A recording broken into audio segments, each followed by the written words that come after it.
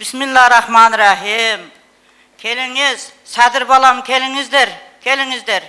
Belli gelgeningizge. Men atım Ürünüsa yene acene. Şunu katırıyondik bolam. Sizge alakan yazıp akbatandı bereyin dep geldim. Sizdin kılgan işlerinizdi biz televizorun taginde görüp rahmatınızda aytıp iyile oturgan eneviz. Köp işlerinizge çoğun rahmat. Şonçun kıskarak duamı verip koyayın. Alakan yazıp akbatandı vereyin. İşinizge Kudayım iyilik versin balam. Ömrünüzde Allah bereke versin. Üy semiyanız menen elim tınç bolsun, jerim tınç bolsun dep alakat kılıp atasız. Eliniz tınç bolsun, jeriniz tınç bolsun.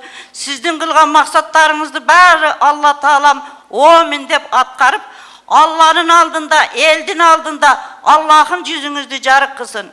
Sizdin arkanızdaki şagitlerge men patamdı veremin. Bu şu prezidentin tapşırmaların şolardagı jakşatkarıp olordun dagı yüzünü Allah jarık kılsın balam. Yolunuzlarga yol varsa onasın balam. Yolunuzdu Kuday öngörsün. İzinizge il bir sonasın. İşinizdi Kuday öngörsün. Argımak binseniz oynasın. Allah Taalam koldasın. Tulpar binseniz oynasın. Kudayım özü koldasın. Kanday maksat kılgan maksatlarınızda Allah'ın barına kabul kılıp yüzünüzde Allah'ım eldin aldında, Allah'ın aldında jarık kılgan bolsun. Şu men enelerden bergen ak batasın, Allah'ım dergöyünde kabul kılgan bolsun. Amin. Kuday kabul kılsın. Amin. Rahmat apa, rahmat. Rahmat apa. İkinci mikrofon apa. Men Kulatı Vaylı'dan Cemaldinov'dan Üybülösü'den kelgen acı enemin. Men ayavay kursam bolup, mana şu balam Nokat rayonuna keliptir dep, sıymıktanıp, kursam bolup, süyünüp, özümdün Allah'ın buyruğu menen mana o jerde körüp, uçuraşkıp oturganıma ayavay Allah'dan razımın. Balam, ömrün uzun bolsun, teni canın sak bolsun. Allah Teala seni koldasın. Allah özü ak yol versin. Ne dilesen maksatına jetever. Sen deputat, prezident bolup gelip Kırgızistan'da jakşı өлkөлөргө yetkirip koydun. El bari bilet, bali razı. Kudayga şükür, Allah razı olsun kılgan kızmatlarına. Men ayavay razımın. El dağı razı, bizim Nokat Rahmat apa. Өлkөбүздө тынычтык, стабилдүүлүк болуп турса, мындай иштерди миңин жасайбыз, Кудай буйрса. Üçüncü mikrofon. Урматтуу Садыр Нуркожоевич, хуш келипсиз. Мен Көкжар айыл өкмөтүнүн 12 бел айынан келдим. 4-чү курултай делегатымын. Ошо курултайда дагы барып сизге менен Атыңызды айтыңыз. Атыңыздарды сөзсүз чыгып эле атыңыздарды айтып, анан айылыңыздарды айтып койсоңор, мен жазып алам бул жерде. Менде ошо ойдон Көкжар сакталып айыл калат. өкмөтү 12 бел айылы. Эсимен чыкпайт. Абдыкайым Атыңызды айтыңыз. Бүзайнапмын. Мен ошо 4-чү курултай делегаты болуп, ошо жерде сүйлөп чыкканмын. Ошо биздин Көкжар айылында Шорон айылы бар, 50 жылдан бери мектеп сайдык жок деп сизге айттым эле. Сиз өз убагында ушуну кам көрүп, мына курулуш архитектура министрлиги мага сразу 2 жумада кат келди. Каржы министрлигинде тизме кетти, сунушталды деп. Эми ушу элибиз өтө сүйүнүп атат. Ушунчалык сизге рахматтарын айтып атат. Ушуну аягына чыгарып, ушуну өзүңүз көзөмөлдөп, ушул Шорон айылында мектеп менен сайдыкты салынышына өзүңүз жардам бересиз деп суранам сизден. Быйылкы планга кирди беле ал мектеп? Быйылкыга проектке киргиздик, азыр проектсин чыйып атабыз. Эмдиги жылы курулуш иштерин баштайбыз. То есть эмдиги жылы февраль-мартта башталат, сентябрда ишке берилет. Туурабы? Точно. Рахмат. Анан экинчи маселе, урматтуу Садыр Нуркожоевич, мына сиз дайым эле мектеп жана бала бакчаларга өтө аталык камкорлук көрүп атасыз. Ушу жеке менчик менде дагы ушу общеобразовательный комплекс деп мектеп жана садик үчүн мен баягы Ошто ачтым эле, частный садик кылып. Өтө кымбат баягы немелер, арендалары. Андан кийин баягы ошого жеке менчик мектептерге сиз жер бер деп атасыз, бирок мен мэрияга барсам жер эч кандай берилбейт деди да. Ошондуктан сизден суранарым, ушу мектептерди жана садиктерди ачыш үчүн аз проценттүү, 3% кредиттерден берсеңиз, биз мугалимдер айлык менен жашаганбыз. Андан кийин ушул жер берген болсо өтө жакшы болот эле да. 45 жылдык биздин дагы баягындай Сиз тажрыйбабыз азыр бар. канча орунду мектеп иштетесиз?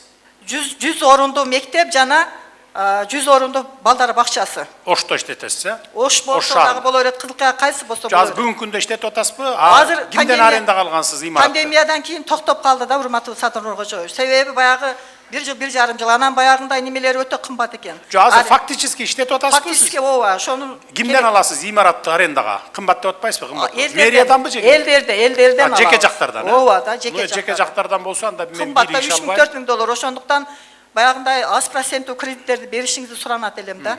Ошо кредит берсеңиз эле неме жер бербесе дагы өзүбүз Жеке жактарга эми кийлигишип арендаң кылдыйлат деп кийлигишкенге биздин акыбыз жок. Ал өзүңөр демеңер. Ана жерди мен бердиремин.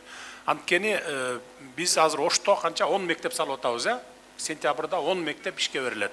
40тан 45тен бала окуп аткан мектептерди бөлөлү деп атабыз да, ошентип жоёлу деп. Анан эмне үчүн жеке мектептерге биз жерди бекер беребиз, салгыла деп атабыз? Эми 275, 300, 500 балалык мектеп, бир 150 балалык бала бакча жандарына курсаңыздар, биз жерди бекер беребиз деп атабыз. Эмне үчүн дегенде биз жыл сайын бир 100гө жакын мектептерден салып атабыз да.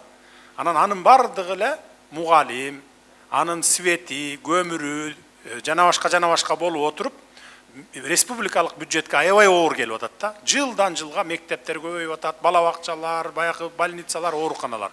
Ошон үчүн жеке жактардын дагы, жеке бизнесмендердин да күчүн колдонолу деп атабыз. Алар салса кичине бизге мамлекетке жеңилдик болот. Ал жер жок дебейт, биз жерди мектеп менен бала бакча үчүн Ошто табабыз. Мындайда, урматтуу Садыр Нуркожоевич, мен өзүм 45 жыл иштедим. Азыр ушул жерде дагы эмгектенген баягы мектептин ардагер мугалимдери бар, директор болуп иштеген, өтө жан берип, ошолор өз убагында мындай мамлекеттик сыйлык албады да. Жок дегенде баягы министерствонун грамотасы же болсо отличникти албады. Себеби баягы жогорку кеңештин депутатыга аракет кылып жүгүргөн жаштар дагы алып кетти. Анан мен өзүм дагы 22 жылда сизге 22 жылдын октябрында президенттин баягы грамотасыга берилген, жогорку кеңештен мага чалды. Таанышыңыз барбы жогорку кеңеште же президенттик аппаратта деп. Мен жок десем анда жата берет меңиз деди. Азыр ушу жатат окшойт чаң басып. Таныштар болсо гана алат экен да. Карагыла, эгерде биз жакта жатса, жогорку кеңештеби же администрацияда карагыла, эмгеги сиңген мугалимдерге беришибиз керек. Түшүндүңөр, а? Түшүнүктүү. Рахмат. Биринчи микрофон. Арыбаңыз, урматтуу Садыр Нуркожоевич, Орозматов Умар, Орус тил институтун Атыңыз ким дедиңиз? Орозматов Умар, Умар, Орус тил институтун бүткөнмүн, орус тили мугалими болуп иштеп, азыр пенсиядамын 10 жыл болду. Сиз мамлекеттик тил жана тил саясаты конституциялык мыйзамына кол койгонсуз. Бүгүнгү күнгө келип илимий чөйрөдө, коомчулукта кыргыз тилин окутууну жана үйрөтүүнүн негиздери, илимий негиздери туура эмес болуп жатат. Мен атайын орто мектептердин кыргыз тил китептеринин баарын карап чыктым. Чындай эле ошондой экен. Жогорку окуу жайларынын кыргыз тили окуу китептеринин баарын карап чыктым. Илимий булактарын чындап эле ошондой экен. Улуттук илимдер академиясы чыгарган илимий булактарды карадым. Чындап эле илимий багыттары туура эмес, логикалык негиздери жок. Классикалык изилдөөлөрдү карадым. Классикалык изилдөөлөр кыргыз адабияты 10 томдон турса, кыргыз тилиники 2 томдон турат экен. Анын 1 томунун жарымы кичинекей бир темага арналыптыр. Кичинекей темага жарымы. Ошондо 1,5 эле том болот. Ошентип мен изилдөөлөр жүргүзүп, изилдөөлөрүмдүн кол жазмаларыны автордук укук, интеллектуалдык менчик жана инновациялар мамлекеттик кызматтарына жөнөттүм. Алар эксперттик талдоодон изилдөөдөн өткөрүп, мага автордук укуктарды беришти. Мен автордук укуктардын алдындагы тиешелүү ведомстволорго кайрылдым. Улуттук илимдер академиясына, билим берүү академиясына, билим берүү министрлигине, мамлекеттик тил жана тил саясаты комиссиясына. Бирөө да мага көңүл буруп койгон жок. 4-5 жолу Бишкекке барып, убара болдум. Эчтеке эме болдум. Кыскасы мен куржалак калдым. kurcalak kaldım. Çoğuluştan keyin bu yoqqa жазылып koyunuz. Kabul alabız. Bişkekке geliniz. Sunuşuңuzду айтыңызчы, sunuşuңuz кандай? Токеттер жер.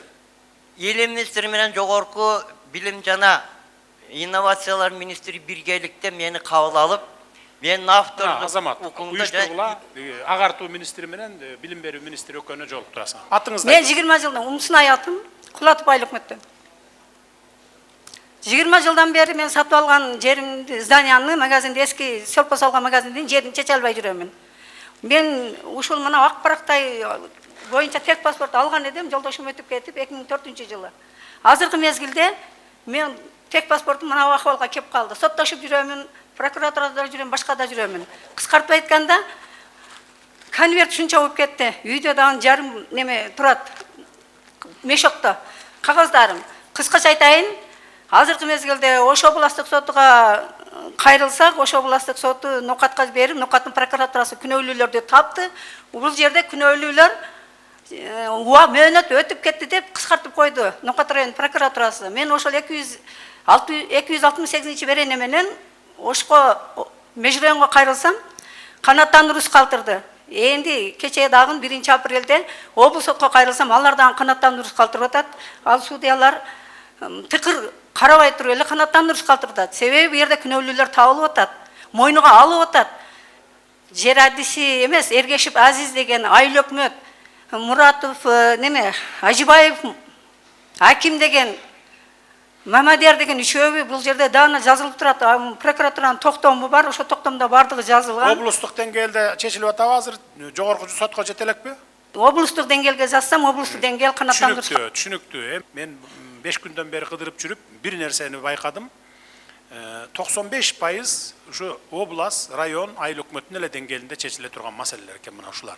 Bir 5% бул биздин республикалык деңгээлде. Мектеп, бала бакча, спорт комплекс, айылдарга таза суу чыгарып берүү, анан жол. Болду, ошолор эле биз чече турган. Анан мен мындай деп чечип тапшырма бердим. Азыр график түзүлүп атат. Май майрамдарынан кийин 10 майдан баштап, 7 областта тең губернатор баш болгон, менин облустардагы өкүлүм баш болгон. Бардык областтын, райондун жетекчилери, ал жерде ошол прокурор да болот, сот да болот, облус соттун төрагалары. Бардык жетекчилер ар бир айыл өкмөттү бирден 2 ай бою кыдырып чыгышат. Расписание менен. Анан ушу сиздикиндей маселелерди ошолор жеринен чечесиңер да, мына облустун жетекчилери, мына менин өкүлүм облустагы уюштуруп, сиздин маселеңизди, мисалы сизди алып кирет, экинчи тарапты алып кирет, баягы чогулуштан кийин. Ушундай проблемаларды ошол жерден чечет. Айрым учурларда да чындыгында баягы мыйзамга дагы мыйзамды да четке кабып, тебелеп дегендей укуктарын бузуп, мындай адилетсиз чечим чыгарып койгон учурларда бар экен. Мен ошолорду да кездештирип атам. Ошолордун бардыгын чечиш үчүн мен ошондой 2 айлык график түздүрдүм. Муну мен ошо бир 20-ларынан кийин апрелдин жарыялаймын. Социалдык тармактарым аркылуу жарыялайм. Ошол жерден ар бир айыл өкмөтүндө кайсы күнү губернатор баштаган бүткүл облустун жетекчилери барат экенин билип аласыздар дагы. Ушундай маселеңиздерди ошо 10 майдан баштап ошо ар бир айыл өкмөтүнүн өзүндө чечесиздер. Түшүнүктүү, Рахмат. Чогулуштан кийин прокурор менен сотко жолугуңуз, мына областтын прокурору менен сотко жолугасыз. Рахмат. 3-чү микрофон. Урматтуу Садыр Нуркожоевич, менин аты жөнүм Усаров Айту Айчукович. Атыңыз ким дедиңиз? Айту. Айту? Усаров Айту. Айту. Мен 2010-жылы Ош окуясында жабыркаганмын. Ошондой эле 2020 жылдагы октябрь айында мен 10 күн бою ошол жерде күнү түнү жүрүп ошол жерден кокустуктан жабыркадым аерде да. Ошого мен сиздин көйгөйүмдү жеткире албай жүрөм. Мен 2012-13 жылдары мекенибизде патриот аксакал, патриот апаларыбыз 6-7 адам менен биргеликте борбордон бир канча жолу сизге кезиккенде сиздин бир айткан сөзүңүз бар эле, бир түздөн түз кабыл алам президент болуп калсам дегениңиз ошого бир мен кабыл алыңыз. Кабыл алды, алып кел. Макул, кабыл алам. 1-чи микрофон. Assalomu alaykum, Sadir Nurkojovich. Men Mirzalima Mavludova, 64 yoshdaman. Meni uyim 7,5 sotix. Meni uyimni Guliston aylim hökumətindən shaharga o'tkazib atganda 3 sotix qilib yozib qo'ygan. Meni 2 jetim balam var. 5 yıldan beri çurkayım. Ahır baldardı okuga kirgiz üçün komşunumun uyga propiska kıldım. İlancı yok, koşnum alıp çıkıp get baldarın degenden 3 sotiga kızıl kitap kılıp uyumga alıp çıktım. 4 sotiga 5 yıldan beri жүрөм, hiç am dokument kılaylabay jatam. Kaynenem 100 yaşka kirip ötken.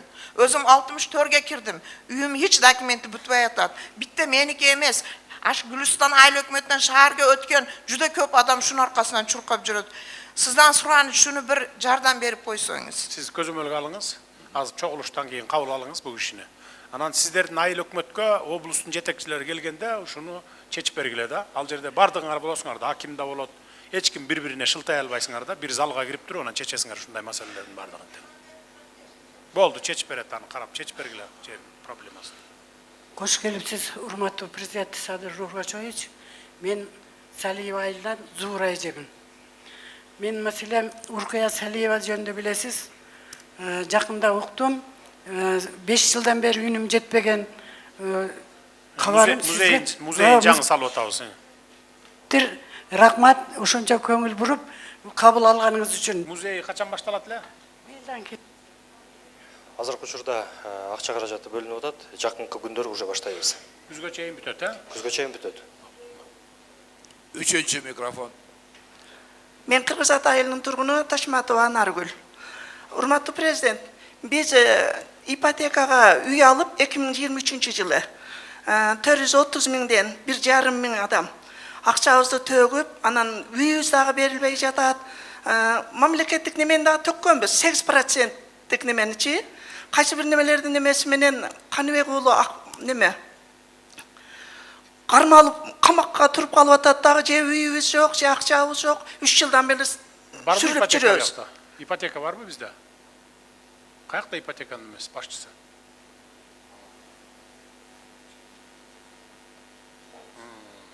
Siz aytыңызчы, kayaktan ipotekaga akça tөгүп koyup ala alбай атасыз? Андай мүмкүн да эмес, жок андай bizde. Degen. Ya, Aşar kampaniyasından alganбыз. al ipoteka emес алат. Bizim akçalarımızdı o Жеке компания алды, ипотека эмес. Ипотека, гос ипотека акча төктүрүп коюп үй бербейт. Биринчи үйдү берип, анан ай сайын акча төктүрө баштайт. Андай жок. Значит, силердики бай аферис фирмалардын бирөө экен да. Туурабы? Нурдан мырза кайсыл эме билгечи, тактачы. Жеке компания, ипотека. Ашар компаниясы дегенби? Бул жанагы финансовый пирамида сыяктуу болуп, компаниялар чыкпады беле, үй беребиз деп алдамчылар. Ошолордун бири. Давайте неме кылгыла, бул эжени кабыл алып, бардык данныйларын тактагыла, диге МВД менен, УВД менен чогуу биргеликте. Кайсы компания экен? Бардык эмени ордуна келтирип бергиле акчаларын. Ким канча акча берген, кайра берип тур. Анан балким кайра ошол жерди мамлекеттик ипотекалык компанияга алып өзүбүз салып анан бүтүрүп беришибиз мүмкүн. А канча акча алган болсо, канча кишиден болсо, билесиңер, мындай тажрыйбабыз бар. Далайды ордуна коюп бердик. Давайте бардыгын ошону билгиле. Канча киши бар ал жерде тиги үй сатып алган? Силер бардыгы жалпылоо. 1,5 mingden aşağı adam akça tökkönбүз. Кабыл алдык. Эчтеке салына элек, а? Вот видите, мынакей, жанагы аферистер да. Birinci mikrofon.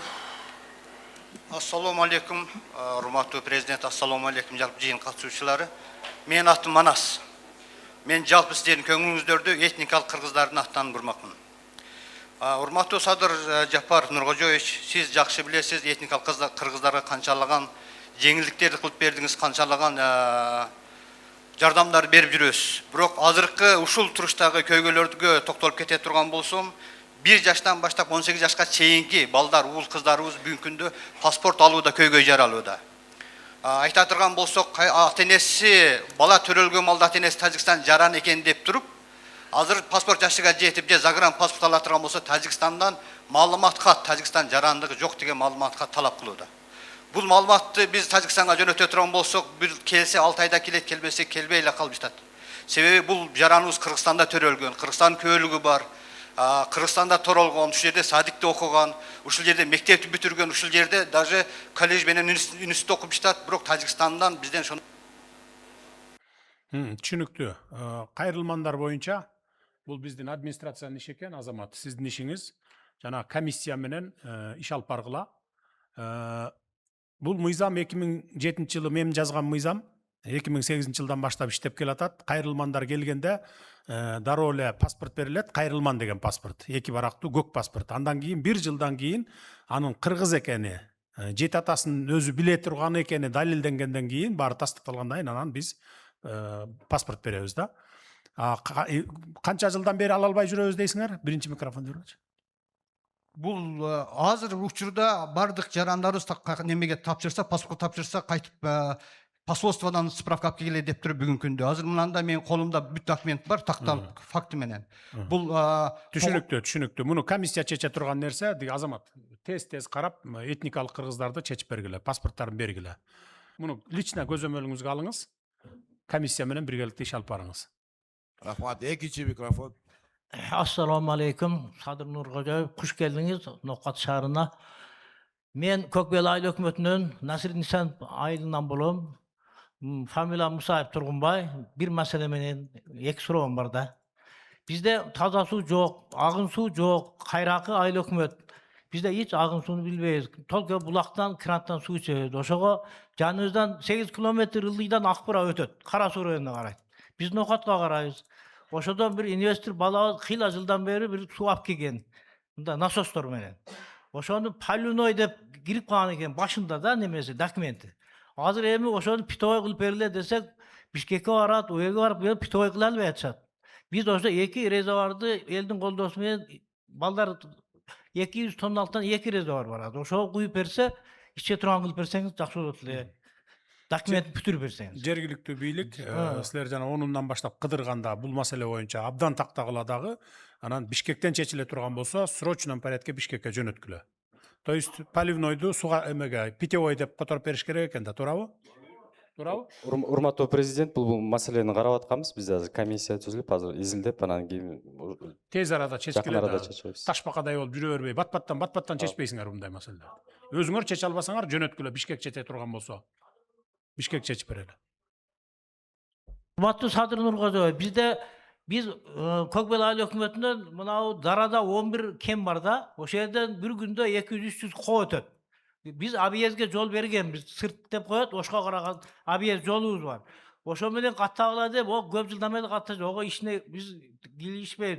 Mına Nokat Kökbel 30 kilometr, asfaltlı kılıp atasızlar, jakşı, bar yollar jakşı. Uşunu uşuğa salıp alıp buzulup atat da, oğur maşinaken Жолдун ени 6 километр. Ушундан 4-5 айыл өкмөтү geçip өтүп атат. Колор. Ушуну же наркы жолго салсын бир жолу. Же болбосо Нокаттын жолуна салсын. Барбы ошондой мүмкүнчүлүк? Аким менен диги транспорт министрлиги айтылачы, барбы мүмкүнчүлүк айланып өтө турган? Урматтуу президент, азыр Кадамжайдан көмүр ташыгандар ошо Нокат районуна кирет түз эле, Кадамжайдан көмүр жүктөп. Анан ошол промышленный жол бар, ошол жака эле салат жүгү менен. Анан келатканда да бош машинелер айылды аралап өтүп атат. Бирок ал ошо жолдорго көп таасирин тийгизбейт. Анткени асфальт жолго биз груз менен чыгарбайсыңар. Груз менен чыгарбайбыз. Груз менен ошо айланып, ошо тоон адырдын үстүнөн өтүп атат. Булар айылдан өтпөсүн деп атасыздар да силер, айылды аралап өтпөсүн. Эми кайра бош келатканда адырды аралап кайра жүрө албай жатат, анткени маңдайынан груженный машиналар чыгып калат да. Ошон үчүн бош машиналар бош келатканда айылдан өтөт дагы, тиги груз жүктөгөндө тияк менен. Мындай круговой кылат экен да. Ушундай жүрүп атат. Балким жолду кеңейтишке кандай болот, Минтранс? Ошо бер жагын встречный дагы кеңейтип койгонго мүмкүнбү? Канча километр жол өзү? Мен бул маалыматты тактайынчы, Садыр Нургөзоевич. Менде маалымат жок эле. Честнечө, кыскараак жол болобу, 10 километрге чейин болсо тез эле болот да. Мындай эки полосалуу кылып, жүк менен да бош машина ары карай свободно өткөндөй болсун, бери карай жүгү менен өткөндөй кылып карап көрүңүз. Жарайт, анан иштеп турам. Карап көрүшсүн анда тиешелүүлөр. Üçüncü mikrofon. Урматтуу Садыр Нургөзоевич, мен Ноғатаран Зулпуй Аile Hökümeti'den Қалда айылынан боламын. Мына сизге мен атыңыз. Атым Бексултан. Siz bana talepkar olup kelgeningizde 20 yıl 19 oktyabrda Gülistan Aile Hökümeti'nde so'rov berganimda iki masala boyunca. O'sha masala mana birincisi avtobaza munisipalniga o'tdi. Rahmat o'tkazganingiz uchun. Ikkinchi bizning ayılda Qalda ayılında mektep kuruldu. Mana 2 yıl oldu. Yaxshi ishlarni jasadingiz. Ben aytmakçı dagı üçüncüsü sözüm bizde manağı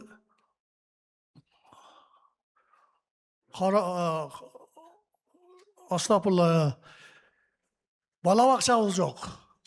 Bala bakça o yerde 400-500 üylü oldu. Bırak şu 500 üylünün için yarende de oturağız. 25 binden ayına tögöt. Bu kanay degen nerse ana oku imkanın baldarı bizim sarayga üy salçı yerge üy salışıp aldık gözlerine. Bala bakçanın orduna. Şunu takdırın kanda çeçip verir, şunu çeçip verir size sorun ama. Hurmatlı tuğanlar. Ondan keyin üçüncüsü bir mesele benim özünüz bilesiz. Kambaralı bol boluptun ağasının balasımın şol Asakal'dan bana bu yıl 15. mayda 90 yıldığını ötközet Kuday birisi Bişkek şaharında. Oşu kadar bir siz bir renk enerjileri alğanda mesela şu malga çeyin bir 40 yıl 45 yıl işte şu kadar bir göz salıp oysanız yaxşı болады. Ekinci maselesi boyunca жергиликтүү бийликтер элди кыдырганга билгилечи УКМК үй салып алды деп атпайбы бала бакчанын ордуна деп. Карап көргүлө. Эгер башка жерде бар болсо бала бакчага башка жерден бөлүп бергиле. Эгер салынып калган болсо. Урматтуу президентибиз Садыр Нуркожоевич. Менин аты жөнүм Мария Машрапова. Мен атайын сизге жолугуш үчүн Бишкектен келдим. 12 saat oturup ertemenenki saat 6'da şu yerge geldim. Sebep degende men 26 yıldan beri sottun oyuncu gale bolup keletam mındayça aytkanda. Men 45 yaşımda üyümdön ajıradım. Al üyümdü bir mошенник, aldamçı, oşol mezgildeki milisa tartıp algan. Oşondan beri oşol yaşap jatat. Бирок üyümdün dokumenti kolumda. Карасуу райондук Карасуу районунун Отсадыр айыл өкмөтүнүн Жаңкызыл суу айылынан тургунумун. Карасууда кадастрда документибиз ошол жерде турат. Биз ошол жерде үйдө учетто турабыз. Бардык документ иштерибиз ошо Карасууда бүтөт. Анан эми ошол үйгө ошол адам менин каршылашым. Буну облус сот жакшы билет. Öz aldınça beni ıylattır öyle tek pasport жасатып alıp. Кайсыл жактан келдим дедиңиz? Карасуу районунан. Карасуу районунан, э? Ошол жерден Сиз мындай кылыңыз, бияк ноокатта Карасуу райондун прокурору менен сотуна тапшырма бериңиз. Калыс карап туруп, анан адилеттүү чечим чыгаргандай болсун. Түшүнүктүү, э? Райондун жетекчилерине бериле, болбосо өзүңөр чечесиңер.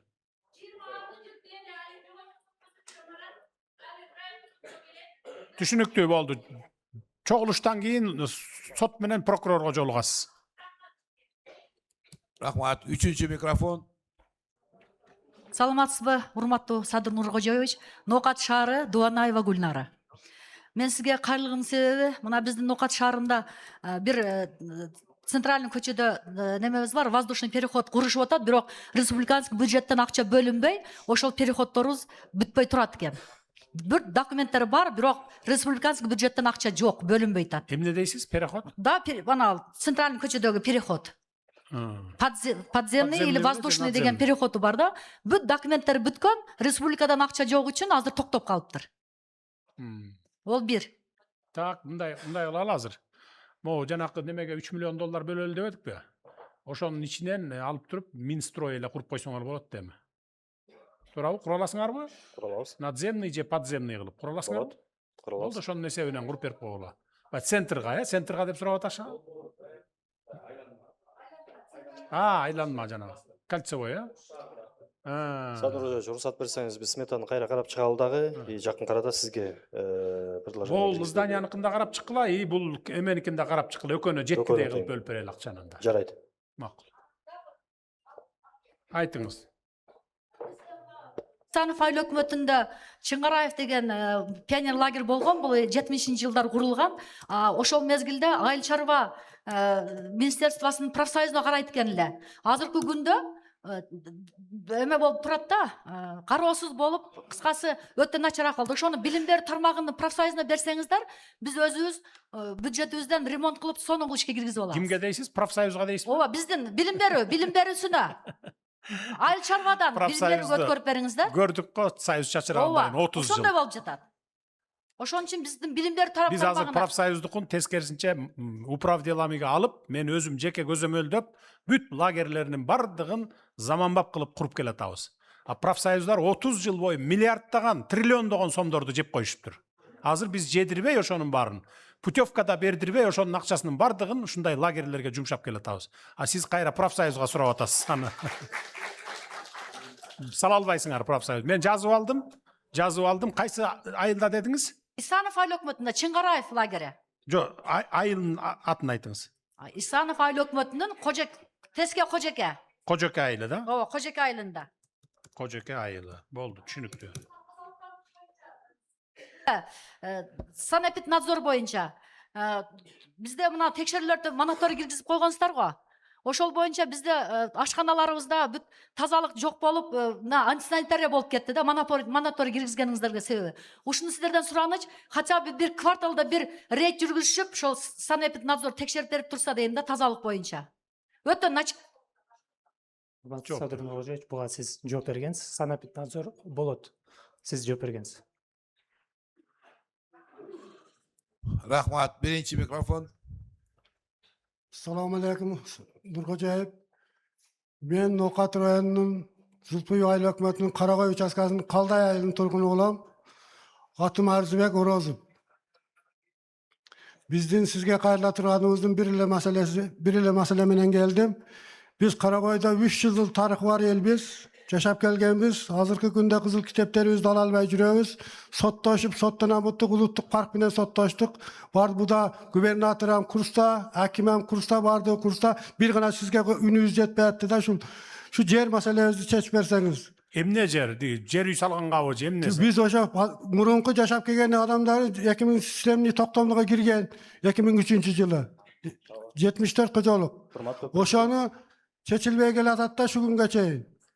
Кызыл китептерди жокко чыгарып сотко. Азыр өчүрүп туруңуз микрофон. Түшүнүктүү кылып айтыңыз, эмне 75 Урматтуу президент, үй салып алганбы, анан кызыл китеп ала албайт абы. Азыркы Кыргыз Ата жаратылыш паркынын так ортосунда кичинекей айыл бар да. Ал айыл Кыргыз Ата жаратылыш паркы түзүлгөнгө чейин ошол жерде болгон. Анан 92-жылы парк түзүлүп, ошого түзүлүп калганына байланыштуу бул кишилерге кызыл китеп берилбей келтет да, ошол жылдан бери.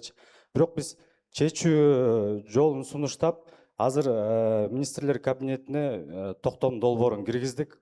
Учурда управленияда каралып жатат да. Түшүнүктүү. То есть 92-жылга чейин булар жашап келген. Анан 92-жылы парк түзүлүп калгандан кийин анан парк болуп калды деп китебин бербей атабы. А 92-жылга чейин неге алган эмессиңер, документтештирген эмессиңер? Омалда китеп, кызыл китеп берген эмес, книга эле болгон да. Омалда 92-жылда книгаларыңар барбы колуңардан?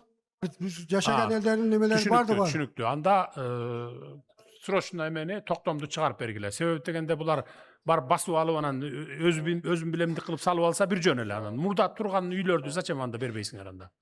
Токтомду чыгарып бергиле, колдоруна кызыл китептерди берүүнү сиз контролго алып коесуз анда. Рахмат. Экинчи микрофон. Assalomu alaykum. Sadir Nurg'o'jayev, xush kelibsiz No'qat rayoniga. Men Vazifa, atım Gülistan ayıl hökümetinden. Men balam jönündө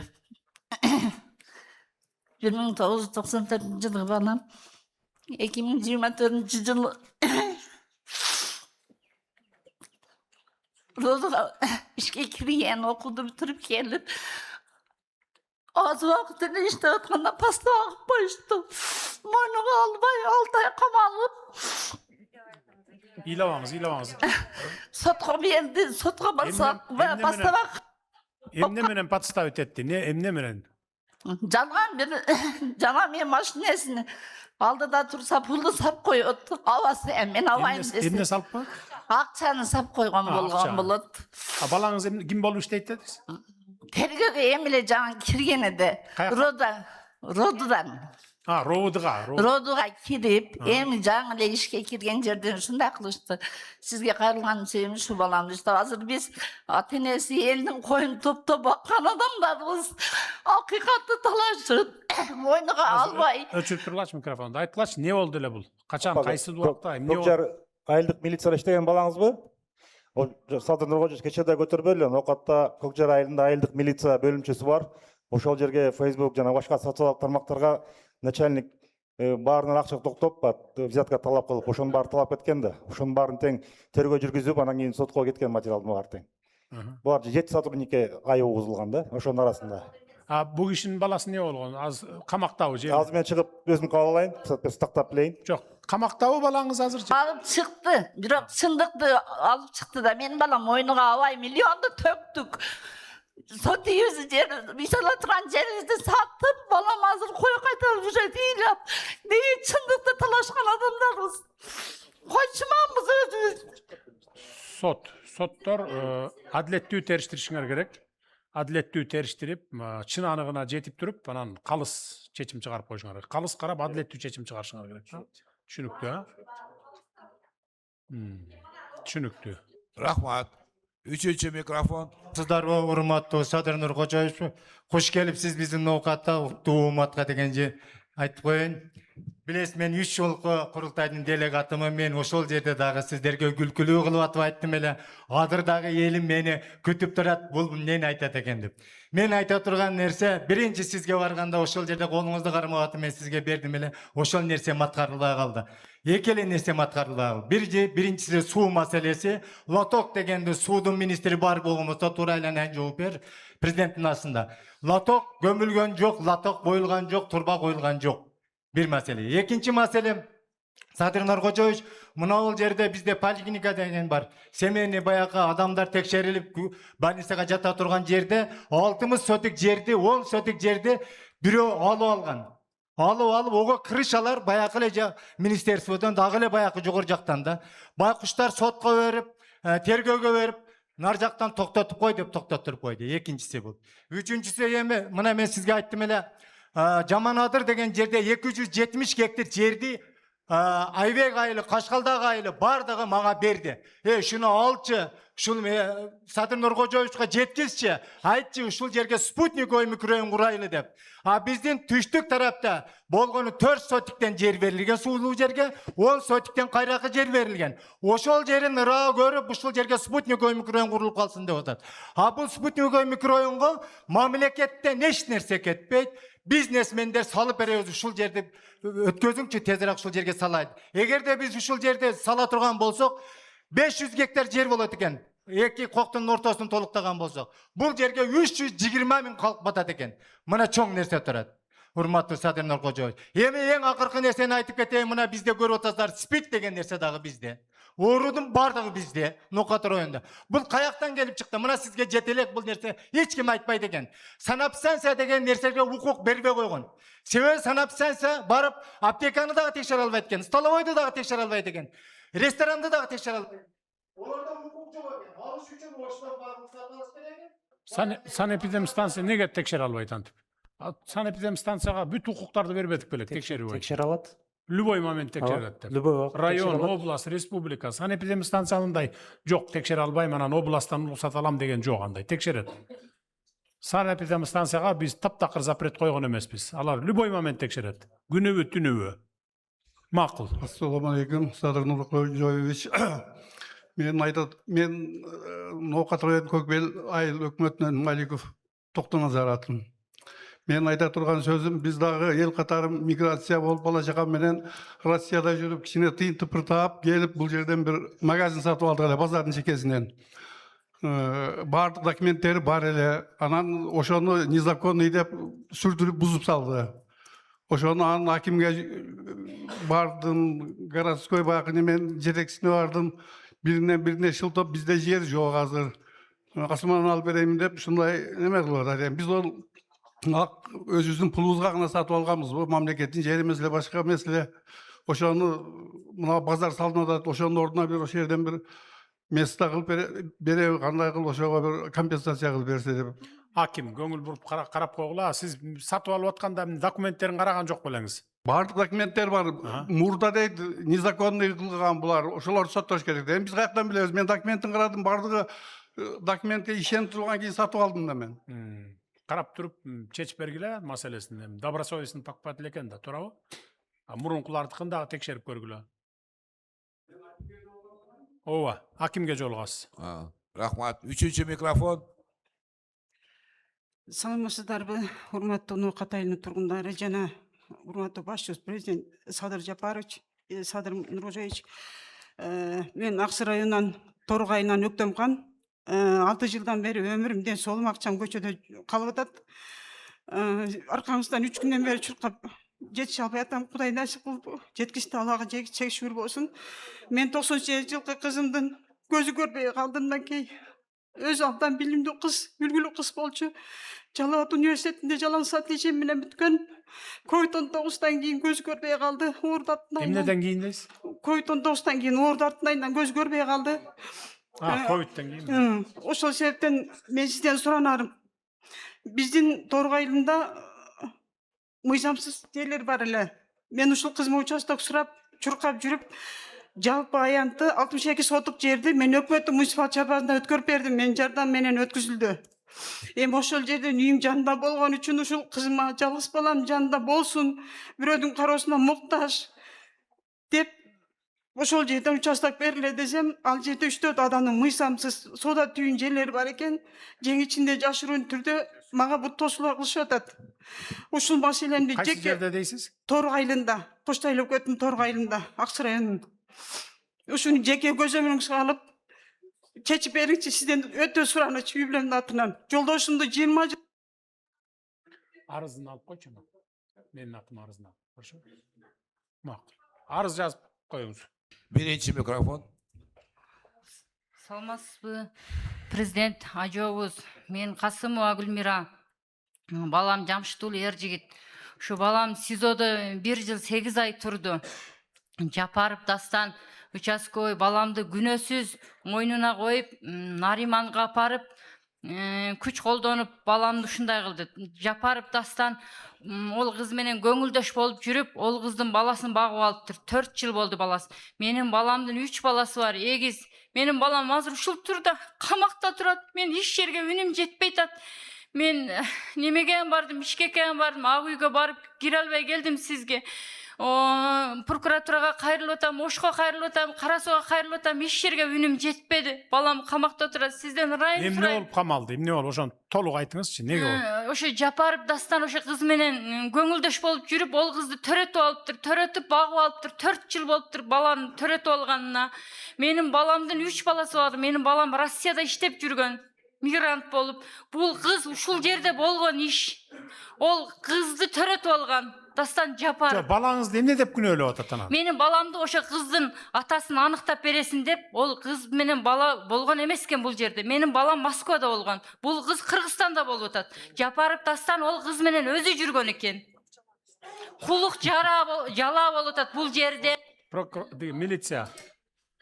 Маалыматыңар барбы бул боюнча? Садыр Нуркожоевич, Ош шаарынын Нариман аймагында болгон. Бул жерде бул жекенин баласы жак ошунда кыз менен болуп дейт. Анан бала төрөлгөн. Ал баланы участковый Жапаров Данияр деген багып алган.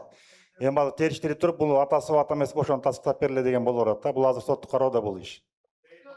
ДНК экспертиза жүргүзүш керек болуп атат. ДНК кылдыртайлык десе, ушул маалга чейин ДНК кылдыртпай койду. Машрапова Гүлайым депутат, ошонун сиңдиси болот. Машрапова Канча болду бул ишке суроо? Канча болду мөөнөтү? Канча болду убакыт? 3 жылдан бери келет абы. 23-төн бери келет бул иш. Балаңыз канчадан бери СИЗОдо турат? Ошо 2023 ноябрдын 7-синде Москвадан кармалып, мен ошол жактан алып келгенмин. Сотрудниктер менен 350 000 акча менен. ДНКсы неге мынча кечигип атат? Bir ay эле да ДНКсы. Булар боюнча биринчи жыйынтыктар чыкканда мойнуна алган эмес да, кайра кылабыз деп. Ошол себептен узарып кеткен. ДНК алганда далилдер чыкты беле, бир 70-80%тан ашты беле? Биринчи буларга чыккан, экинчи анан туура эмес деп чыккан, ошол жерде ызычуу көп болуп атат, Садыр Нуркожоевич. Муну териштирүүгө алып турган. ДНКны каяктан жасаттыңар? Алматы же Москвадан? Жок, бери частный эмеге кайрылган да. Частный эмеге, организация кайрылган биринчи биякта. Анан кийин кайра мамлекеттикке кайрылабыз деп ошол жак менен азыр. Жок, биздин Кыргызстандын ичиненби? Кыргызстан ичинен эле. Кыргызстандын ичинен кыла албайбыз да биз аны. Толук чыкпайт да. Москвадан кылдырып келип атпайбызбы? Ошол себептен азыр комиссияны кылып узарып атат. Давайте мындай кылалы. Эми ал расход да Москвага жибериш. По-моему бизге ГКМ Садыр келип Нургожевич. жаңы эмелерди койдук, а? Ооба. Азыр Москвага же башка жакка жөнөтүштүн кажети жок. О, туура. Мен ал эсимден чыгып кетти. Азыр бияка ГКМ алып келип койгонбуз аппаратураны. Биз өзүбүздөн чыгарсак болот азыр эми. Эртең баргыла дагы бияка өткөргүлө. Специалисттер бар, бизде чыгара турган. Уже бүттү. Биз эми Москвага да кайрылбайбыз. Бияка кайрылгыла дагы точно эмесин чыгарып бергиле. Силер көзөмөлгө алып туруп, специалисттер менен УКМКнын башчылыгы. Түшүнүктүү, а? Түшүнөтөбүз. Рахмат. Ошондон кийин анан карайбыз. Экинчи микрофон. Макул. Ассаламу алейкум, Садыр Нургожевич. Мен Ноокат район Көкбел айыл өкмөтүнөн Маликов Токтоназар атым. Мен айта турган сөзүм, биз дагы эл катары миграция болуп бала чакам менен Россияда жүрүп, кичине тыйын тыпыр таап, келип бул жерден бир магазин сатып алдык эле базардын чекесинен. Бардык документтери бар эле. Анан ошону незаконный деп сүрдүрүп бузуп салды. Ошону анан акимге бардым, городской баягы немен жетекчисине бардым. Бирине шылтап, бизде жер жок азыр. Касыман алып берейин деп ушундай неме кылып атат. Биз ол өзүбүздүн пулубузга гана сатып алганбыз. Бул мамлекеттин жери эмес эле, башка меселе. Ошону мына базар салынып атат. Ошонун ордуна бир ошол жерден бир место кылып береби, кандай кылып ошого бир компенсация кылып берсе деп. Аким, көңүл буруп карап койгула. Сиз сатып алып атканда документтерин караган жок белеңиз? Бардык документтер бар. Мурда дейт, незаконный кылган булар. Ошолорду соттош керек. Эми биз каяктан билебиз? Мен документин карадым, бардыгы документке ишенип турган кийин сатып алдым да мен. Карап туруп чечип бергиле маселесин. Эми добросовестный покупатель экен да, туурабы? Мурункулардыкын дагы текшерип көргүлө. Ооба, акимге жолугасыз. Рахмат. Үчүнчү микрофон. Саламатсыздарбы, урматтуу Ноокат айылынын тургундары жана урматтуу башчыбыз президент Садыр Жапарович, Садыр Нургожевич. Мен Аксы районунан Торгай айынан Өктөмкан. 6 жылдан бери өмүрүмден солум акчам көчөдө калып атат. Аркаңыздан 3 күндөн бери чуркап жетише албай атам. Кудай насип кылып жеткичти, Аллага шүгүр болсун. Мен 97 жылкы кызымдын көзү көрбөй калдымдан кийин өз абдан билимдүү кыз, үлгүлүү кыз болчу. Жалал Абад университетинде жалаң отличием менен бүткөн. Covid-19 кийин көзү көрбөй калды. Эмнеден кийин дейсиз? Covid-19 кийин оорду артынан көзү көрбөй калды. Ковидтен кийин. Ошол себептен мен сизден суранарым. Биздин Торгай айылында мыйзамсыз жерлер бар эле. Мен ушул кызыма участок сурап, чуркап жүрүп, жалпы аянты 62 сотук жерди мен өкмөттүн муниципал чарбасында өткөрүп бердим. Мен жардам менен өткүзүлдү. Эми ошол жерден үйүм жанында болгон үчүн ушул кызыма жалгыз балам жанында болсун, бирөөдүн кароосуна муктаж деп ошол жерден участок бериле десем, ал жерде 3-4 адамдын мыйзамсыз соода түйүн жерлери бар экен. Жең ичинде жашыруун түрдө мага бут тосуулар кылышып атат. Ушул маселемди кайсы жерде дейсиз? Торгай айылында, Коштой өкмөтүнүн Торгай айылында, Аксы районунун. Ушуну жеке көзөмөлүңүзгө алып чечип бериңчи, сизден өтө суранычы үй бүлөмдүн атынан. Жолдошумду 20 жыл арызын алып койчу. Менин атым арызын алып. Хорошо? Макул. Арыз жазып коюңуз. Аксы район. Биринчи микрофон. Мен Бекиев Үсөн Примбердиевич, Зулпуев айыл өкмөтү Акчаабай айылынанмын. 200-ге жакын жер үлүштөрүнүн ээсинин атынан өтүнүштөр боюнча сизге кайрылууну мени өкүл кылып жиберишти. Бул биринчи маселебиз. Үлүш маселеси боюнча 30 жылдан бери кайрак жерибиз 2 жерден иштетебиз. Бирөөсү Кыркол аймагы, бирөөсү өзүбүздүн айылдын үстүнөн. 2025 жылы жазгы иштер башталаарда айыл өкмөттүн жер адистери биздин айылдагы кайрак жерди бул мамлекеттик фонддун жери деп таанышты. Ал эми биз 30 жылдан бери иштетип келгенбиз. Бул маселе боюнча госрегистрге барса, госрегистр китепчелери бар, бардыгыбыздын 2 аймактан берилген жерлер. Бул госрегистр бул мамлекеттик фонддун жери деп аташты. Айыл өкмөткө кайрылсак, айыл өкмөт айтты, буну госрегистр департаментке фонддун жери деп берген деди. Быйылча иштетип тургула, өзүбүздүн үлүшкө биз өзүбүз налогун төлөп иштеттик 25 жылы. Чечип берейин дедиле, быйылкы жылы жазында барсак, госрегистр департамент өткөрүп коюптур, госрегистрден тактагыла деди. Gosregistrге kitepçelerinizi kötörüp barsak alar aytты. Oy bul jeriler özüňördün ülüş jeriňer. Bir ay kütüp turga dokumentleştirip berебиz dedi. Orozo bütkөндөн keyin barsak Gosregistr aytat bul jer fondun jeri dep kayra bizdi artka kaytardı.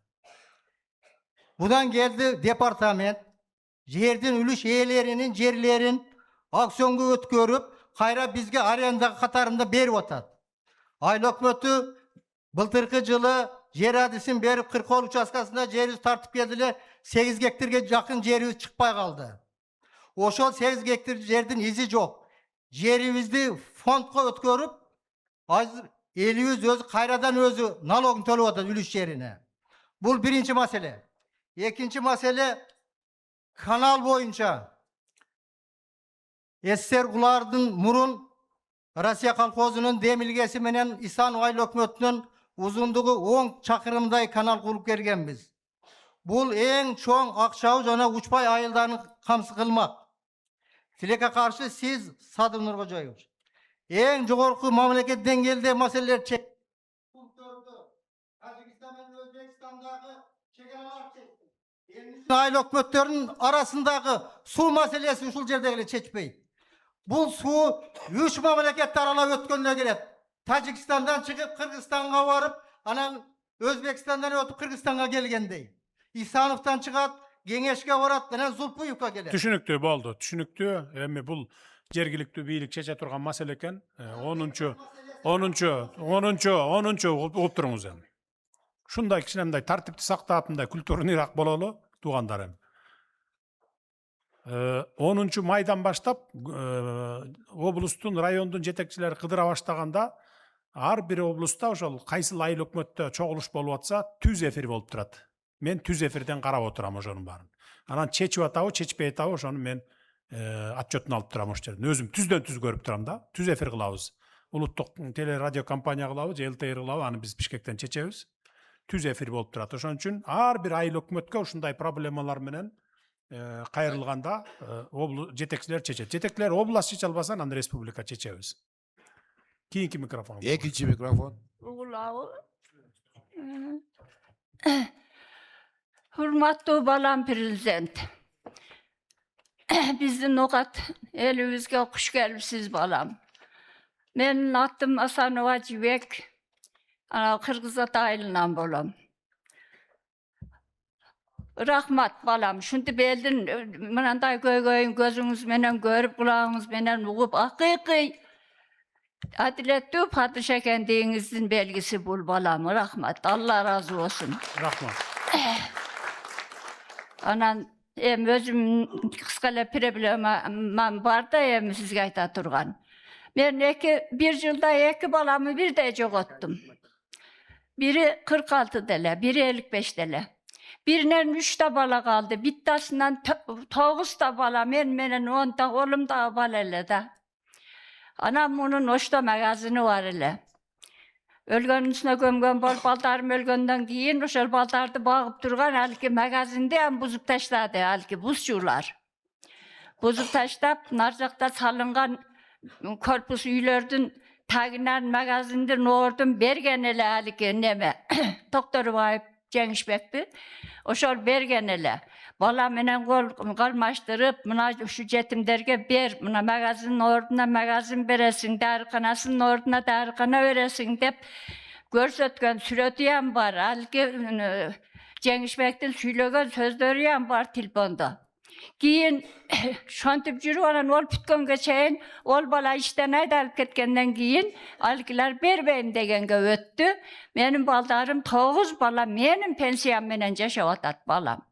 Hem şunday jetim jesirlerge mınanday şunday jetekçiler jakşı göz salıp bir talabını kanatlandırıp koyuş gerek de çöntöğünden pul ber degenimiz yok. Magazindin ordunda kiçine magazin berip koysa kiçine ırısıksın şöyle. Boldu apa, bul boyunca komissiya түзүлүп атат, мына областтын өкүлчүлүгү менен мэр жана башка тийиштүүлөрдүн баарын. Ошондой туура эмес болгон иштердин баарына компенсация беребиз азыр. Карап туруп, комиссия иштеп чыксын, анан беребиз.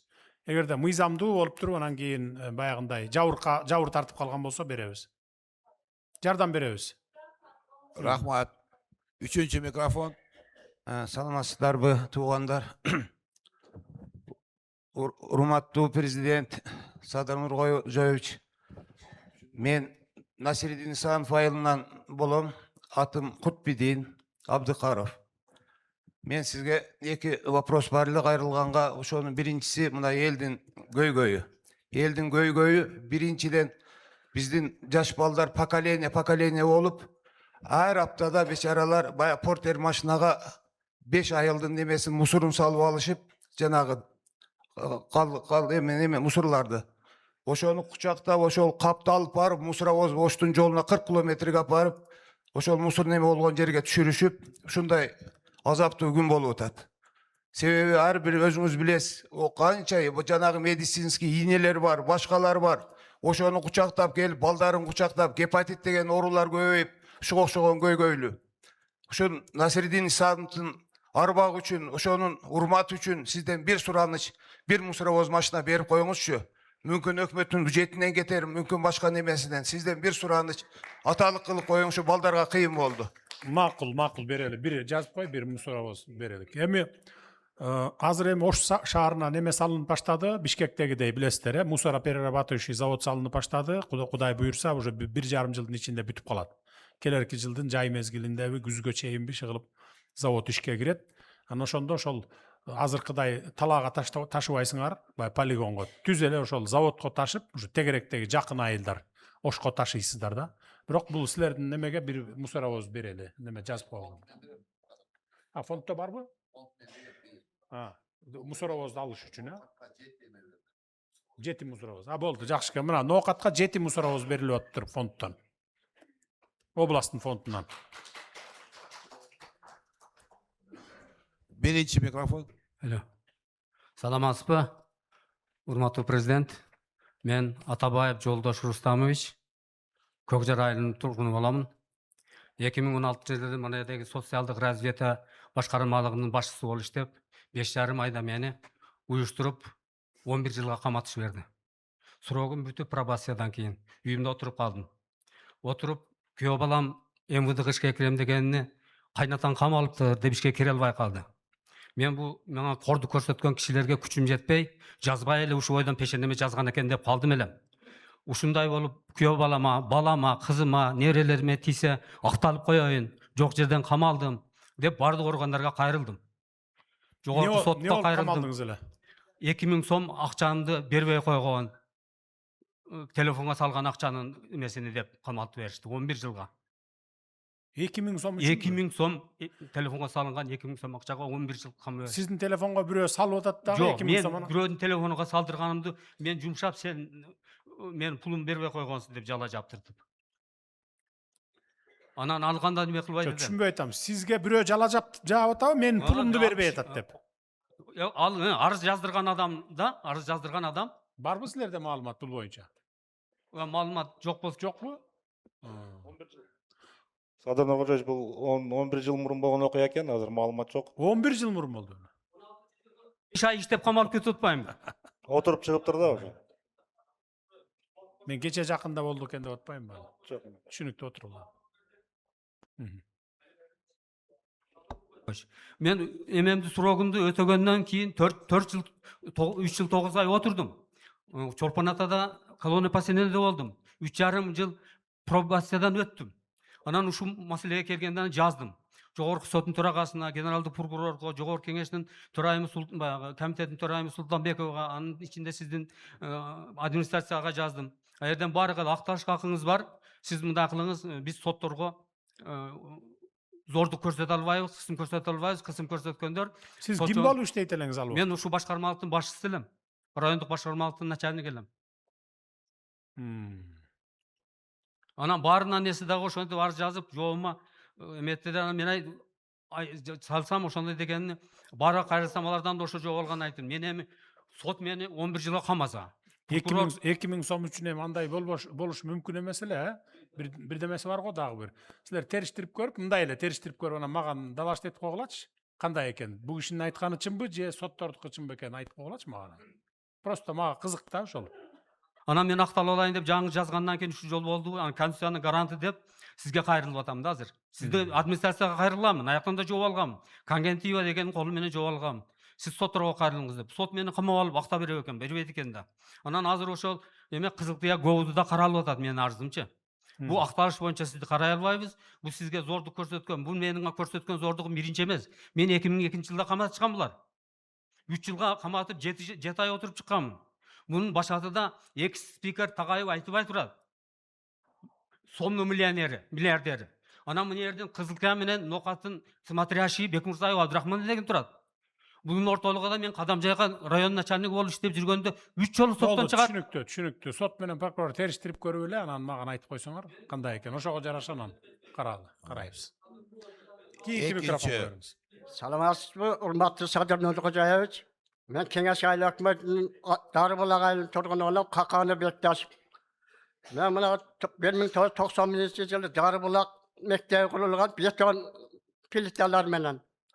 Oşol mektepte Abdurrahman Urazbek diyen direktör şalaklık muameleler jasap 3 ecekeni özü statüye koyup kovup çıkan mektepten. Biri asbolçu ayarlılar. Onu menen sottoşta asbolçu ayarlı. Ecekeni kovup çıktı özü statüye kılıp.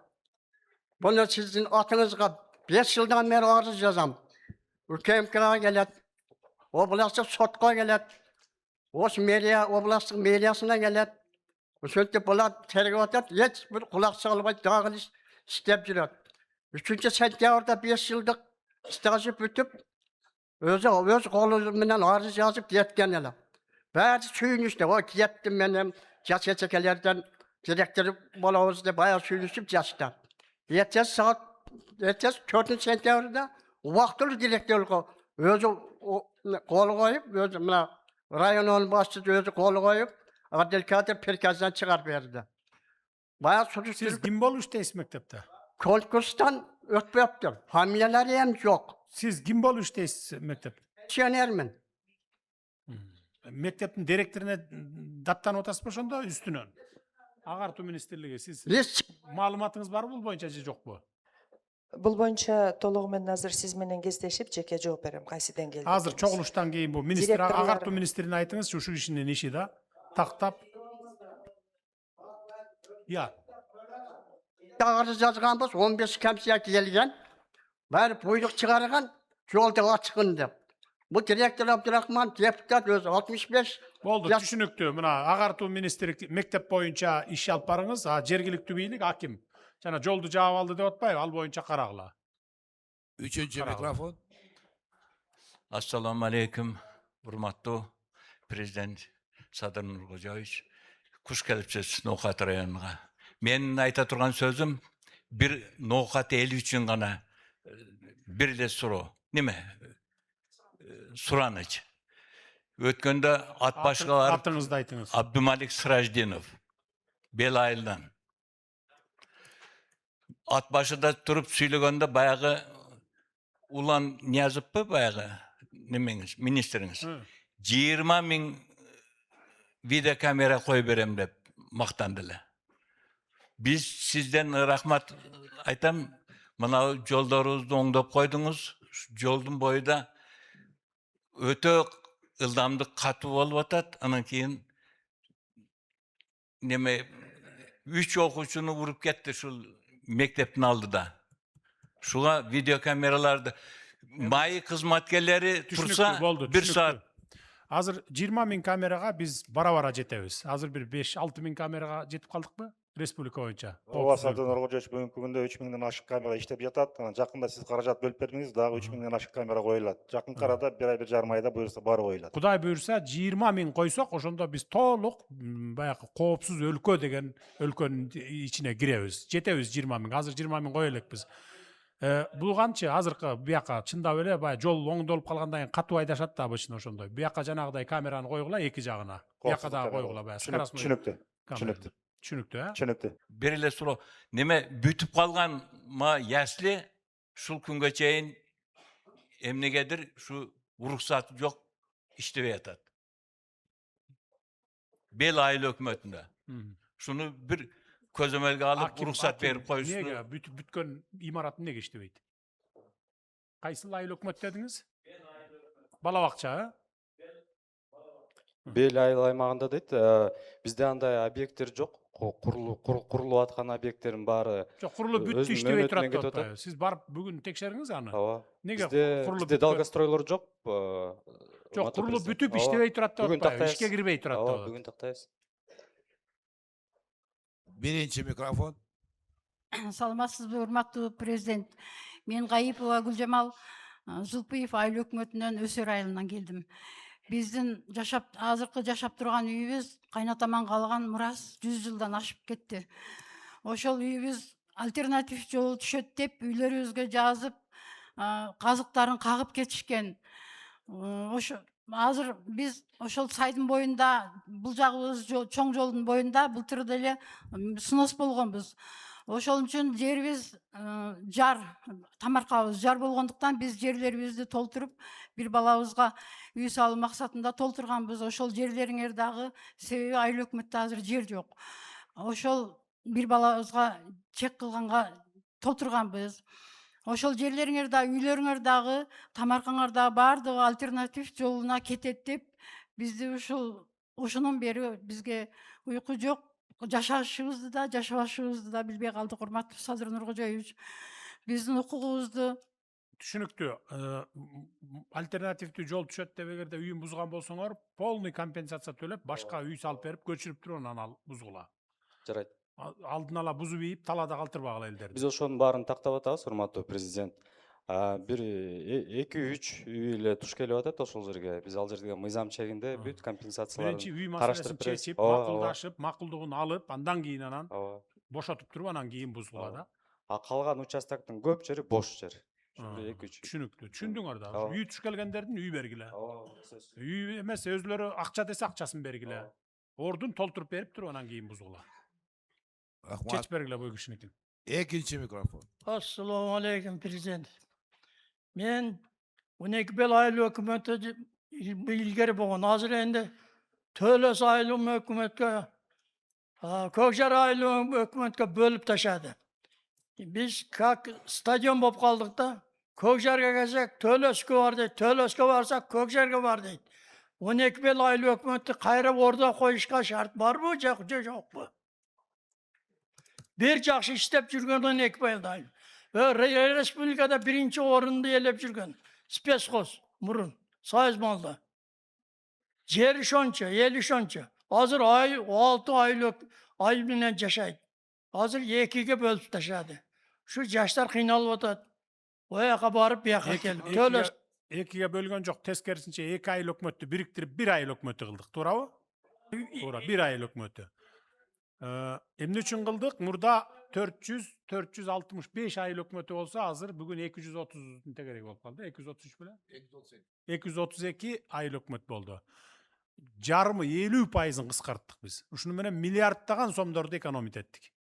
Мурда 2 айыл биригип туруп 1 айыл өкмөтү болуп алган айылдар бар болчу. Азыр угуп туруңуз, мен аягына чейин айтайын.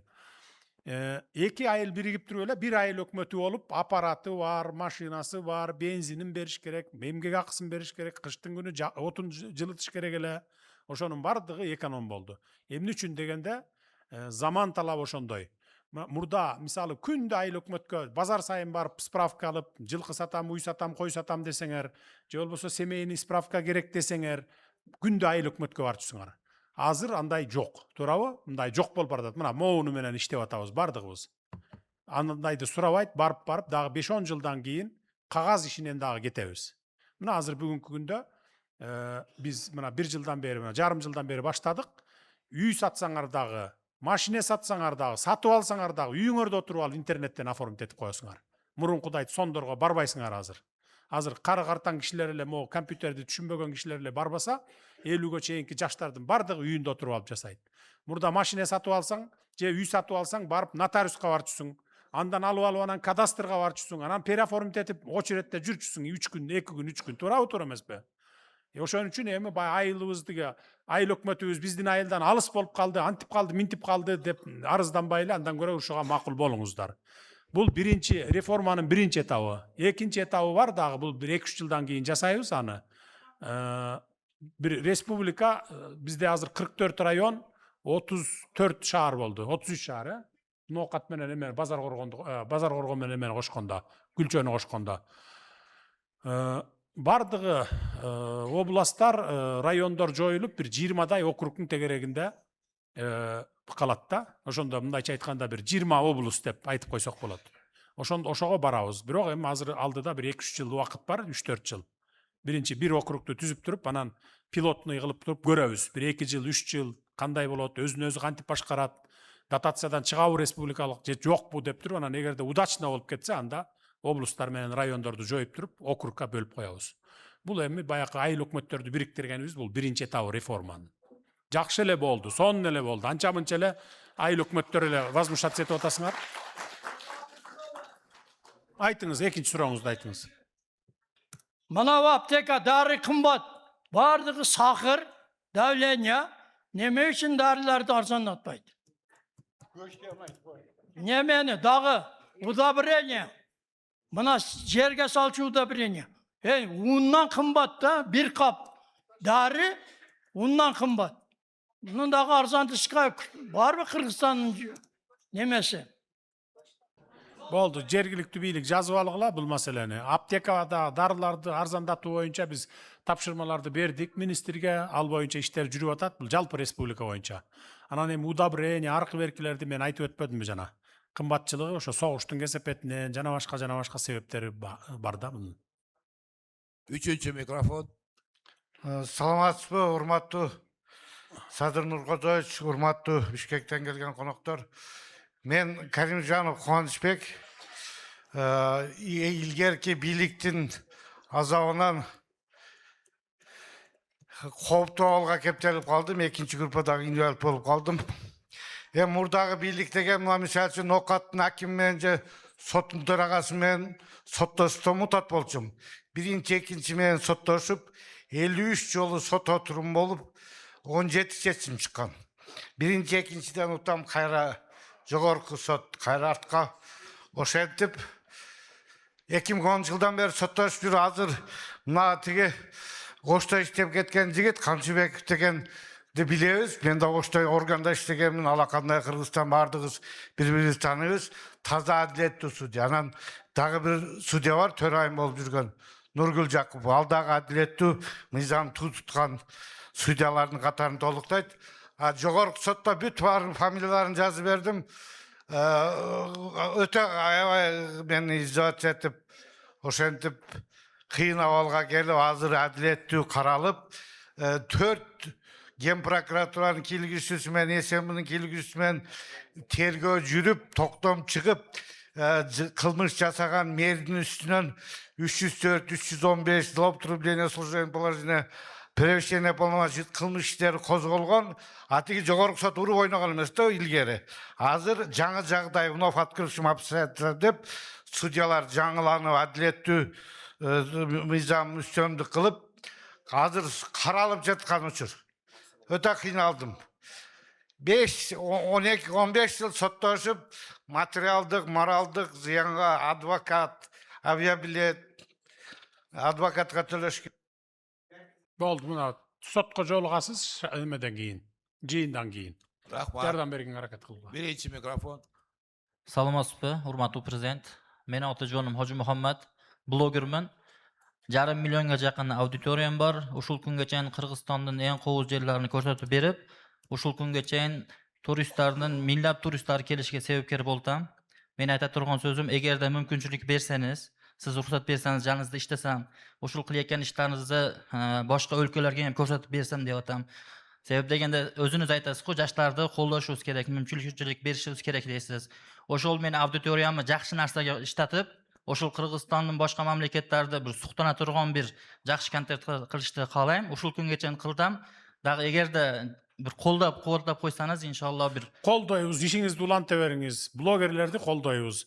Башка өлкөлөргө реклама кылыңыз, Кыргызстанды туризмин айтыңыз, өнүгүп атканын айтыңыз, стабилдүүлүк бар экенин айтыңыз, чек аралар чечилип, бул өлкөдө чыр-чатактарды мындан ары Кудай буйрса түбөлүк болбойт деп аны жеткириңиз. ошондо инвесторлор, туристтер агылып келет бизге. Эмне жардам керек? Сен жазып алып анан мага жолуктур. Жардам берели. Жардам беребиз сизге, макул. Рахмат. Экинчи микрофон.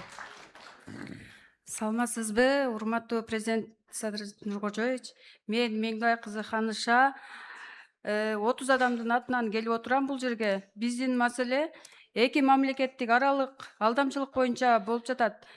Жана Кытай боюнча азыр спецтехникаларды, машиналарды алып чыгып иштеп жаткан жолдошум ошол жака кетип, Мамбет Курбан аттуу кытайлык жигит менен иштешип, машиналарды чыгарып жатып, аягында келгенде ири өлчөмдө суммада машиналар бир 15-20 чактысы чыкпай калды да.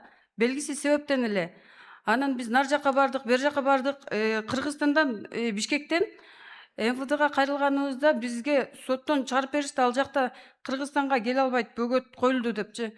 Кытайга барсак, ал жактан жакшы териштирүү чыкпай атат да. Ушуну бир өзүңүз көзөмөлгө алып чечип берүүңүздү суранам. Азыр мен жолдошум 6 айдан бери абакта отурат. Бул жактагы жарандар бизди жакшы түшүнбөй атат. Мен элдерден акчаларды алып салып берген болчумун да. Ошондо кытайлык бала келбей калып атабы? Алып акчаны алып алып, техника жеткизбей калып, анан күйөөңүз камалып калып атабы? Ну, укук коргоо органдары кабыл алып туруп анан териштиргилечи жакшылап. Кантип жардам берет экенбиз, жолдорун издеп көргүлө да. Үчүнчү микрофон. Хуш келипсиз, президент. Мен Мирмахмуд Айыл өкмөтүнүн жашоочу Лобархан эжеман. Менин неберем Исмаилов Абдуллах bir narsaga lak bosib qo'yib bilmasdan shu to'g'risidan bir yil Jetoga qamalib qoldi. 2 juma bo'libdi Bishkekka ketibdi, biz uqmay qolibmiz. Shuni bunaqa qilib chiqarib berishingizda Emne olib qamaldi? Emne menen qamaldi? Lak bosib qo'yibdi. Ya. Mir Mahmudov. Nima? Juma Prokuror, неме кылгыла? Prokuror, сенин ишиңде бул надзор кылгыла, лайк баскан үчүн деген туура эмес аланы. Териштиргиле, эгерде апанын айтканы чын болсо, немедленно чыгаргыла баланы андай. Түшүнүктүү, Өкөңөр иштегиле дагы азыр ападан данныйларын алгыла. Эгер чын болсо, атак башка причина болсо, анда айла жок. Түшүнүктүү, Рахмат. Биринчи. Урматтуу Садыр Нуркожоевич. Мен атым Авазхан. Şu Çeçme Say'da жашайм, Ноқат районунда. 2021 жылы Ихсан компаниясына 1 декабрда 1 миллион 200 мың ақша бергенмін. Ошол ақшаны ала албай сотторго кайрылдым. Соттордо чечим чыкпады. Ошону бир чечип берсеңиз деп суранар элем. Мен өзüm чет жерде иштеймин. Түшүнүктүү. Мен билем, бул маселени билемин. Бул Ихсан компаниясы жана Курсан Асанов деген жигитибиз бар эмес беле, саясатчыбыз. Ошол кишинин аялы болуш керек эле, жаңылбасам. Нурдан. Финансовый пирамида болчу. Пирамида, финансовый пирамида. Ал камакта азыр деле, камакта жатабы? Камакта, Сотто дейт иши. Сотто, иши соттобу? Иши сотто, баякы пирамида түзүп алганда, мына мен үй салып берем, мына эмеден котловандан мынакей паланча болот деп туруп, сиз да ошогон бада эткенсиңер.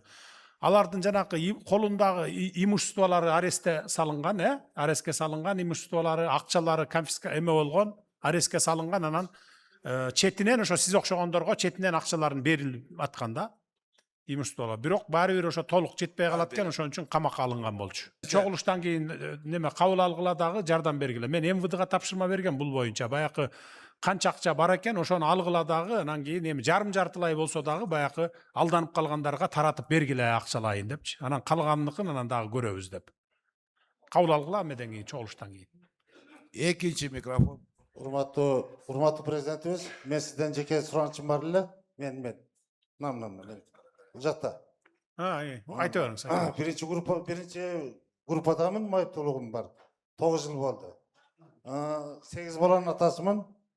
Мына ал 7-чи уламазы бүгүнкү күндө Бишкектен немеде, кардиологиянын немесинде, учетунда 1 жылдан бери ушул жакта. Аялым дагы, балам дагы. Мен сизден суранарым, мына азыр бүгүнкү күндө мен иштеп койгон 10 рулдуу машина айдайм, такси кылам, Оштокат, мына бул жерде, мына көчөдө. Сіздердің жарлығыңызға байланыштуу мына кийинки айлардан токтойт да бул неме. Правый руль запрет этесиздер. Такси боюнча. Мен сизден суранарым, ошол сиз бизге ошол машинанын ордуна бир машина алып берсеңиз, мен ушул баламы каратсам, балдарымды баксам, ушуга кандай дейсиз? Берип бир машина алып берсеңиздер жакшы болот эле. Менин арыз менен кайрылыңыз, мен жолдорун издеп аракет кылайын. Түшүнүктүү, Азамат алып келесиң мага. Мага алып келчи. Рахмат. Üçüncü mikrofon. Саламатсызбы, урматтуу Садыр Нуркожоевич. Мен Калдабара Бактыгүл Ноокат шаарынан болом. Сиздин баягы туризм боюнча жарлыгыңыздын негизинде Ноокат районунда абдан көп чоң иштер болуп атат. Өзүңүз аны билесиз. Туризм багытында Ноокат районунун көп жакшы жерлери бар. Ошол туризм багытында азыр биздин балдарыбыз суусуз жерлерге суу чыгарып туризмди өнүктүрүп атышат да. Мына ошол өзүлөрүнүн мүмкүнчүлүгү төгөнгөнүнө байланыштуу биз банктардан кредит алайлы деп аракет кылып атабыз. Бирок банктын жанагы документтери өтө көп болуп атат да, Садыр Нуркожоевич. Анын аркасынан биз бир айлап жүгүрүп атабыз. Биз бир айлап жүгүрүшчө сезон өтүп кеткенден кийин баягы көрктөндүрүү иши, тамчылатып сугаруу деген бар. Аны биз кыла албай калып атабыз. Ошондуктан тиешелүү жерлерге тапшырма берсеңиз, ушу документтерин кыскартып берсин. Адамдын паспортунан кийин бир төлөй турган бир жеке менчик нерсеси болгондон бере бериш керек да. Атаңа бар, энеңе бар, немеге бар, нотариуска бар, ушинтип бир 17-18 документ болуп кетип атат. Сизден суран ушу жагын карап берсеңиз. Анан экинчи маселем, мен Ноокат шаарынын тургуну болгондума байланыштуу мына 20 жылдан бери канализацияны айтып келишет да. Эч канализация башталбай койду. Чогулуштарда деле айтып атат, мына курултайда деле айттык. Ушуга бир жардам берсеңиз, эми 330 000 калп бар да. Ошол баягы жакшы чоң үйлөр бүтүп калса, канализация болуп калса, Кудай кааласа ушу жакшы болмок эле да. Ушуга да бир көңүлүңүздү буруп берсеңиз. Рахмат сизге чоң. Урматтуу Садыр Нуркожоевич, канализация боюнча азыр Ноокат шаарынын мэриясы Европа өнүктүрүү банкы менен сүйлөшүүлөр жүргүзүп атат. Минфин бар, Минэконом бар ал жерде. Жылдын аягына чейин келишимдер баары түзүлүп бүтөт. Анан 27-жылы курулушту баштайбыз деп атышат. Түшүнүктүү. Кредит 7 миллион евро. Түшүнүктүү. Туризм боюнча бул киши эме сурап атпайбы. Туризм боюнча ар кайсы булактар бар да, ошолордон силер жардам бергиле да, райондун акими, область, балким фонддон бөлүп бересиңер, жардам берсеңер, туризмди өнүктүрүшүбүз керек да. Чогулуштан кийин эжени кабыл алгыла, жолдорун издеп, жардам берүү боюнча жолдорун тапкыла. Рахмат. Birinci. Саламатсызбы, урматтуу президент. Мен Зулпуев айыл өкмөтүнүн Кашкалдагы айылынын жашоочусумун жана ошол айылдын айылдык кеңешинин депутатымын. Мен ошол айылдын жашоочусу Кабылов Акылбектин суранычы менен сизге кайрылуусу менен келдим эле. Бул жарандын кайрылуусу бир эле өзүнүн же болбосо бир эле айыл өкмөттүн эмес, бүтүндөй Кыргызстандын конституциясына доо келген иштер болгон да, конституциясын бузулганы болуп атат. Буну мен аз окуп берейин кыскача эле. Менин 15 жылдан бери арыз жазганымдын негизги максаты соттор тарабынан жогорку сот баш болуп, мамлекетибиз Кыргыз Республикабыздын укуктук демократиялык делген конституциялык статусунун бузулушу кылмышкер деп бузулганында болуп жатат. Ушул үрөй учурган адилетсиз, өзүн жоготкон соттор жараткан юридикалык фактка өзгөчө көңүл бурсаңыз. Мен үчүн эң өкүнүчтүүсү бул үрөй учурган укуктук юридикалык башалмандыкка, хаоска, УКМК менен башкы прокуратуранын түздөн түз конституциялык милдеттери болгондугуна карабай, түздөн түз конституциялык милдеттери болгонуна карабай, көңүл буруп карабай келаткандыгы болуп жатат. Урматтуу президент Садыр Нуркожоевич, мен эми баарын жыйынтыктап туруп, жогоруда көрсөтүлгөн Кыргыз Республикабыздын соттор тарабынан бузулган конституциялык түзүлүш статусун кайрадан укуктук демократиялык деп калыбына келтирип берүүңүздү өтүнүп суранам. Ошондой эле жогоруда арызымда көрсөтүлгөн соттордун чектен ашкан, кызыл сызыктан өтүп кеткен сот адилетсиздигине, адилеттүүлүгүнө Конституция Кыргыз Республикасынын түздөн түз каршы чыккан өкүм токтомдорун жокко чыгарып, кечиктирбей токтоосуз сот адилеттүүлүгүн орнотуу максатында мени өзүңүздүн жеке кабыл алууңузду суранам дейт. Соттордун баягы чечими Кыргыз Республикасынын атынан чыгарылган чечимди бузуп, алар ошону үстүнөн дебелеп тепсеп, аны көзгө илбей чечим чыгарышканда, ошонун айынан 6 жолу каралган бул жарандын арызы жогорку сотто 6 жолу каралды, бирок дагы эле чечилбей келатат. Бул Бергечи микрофон тияка.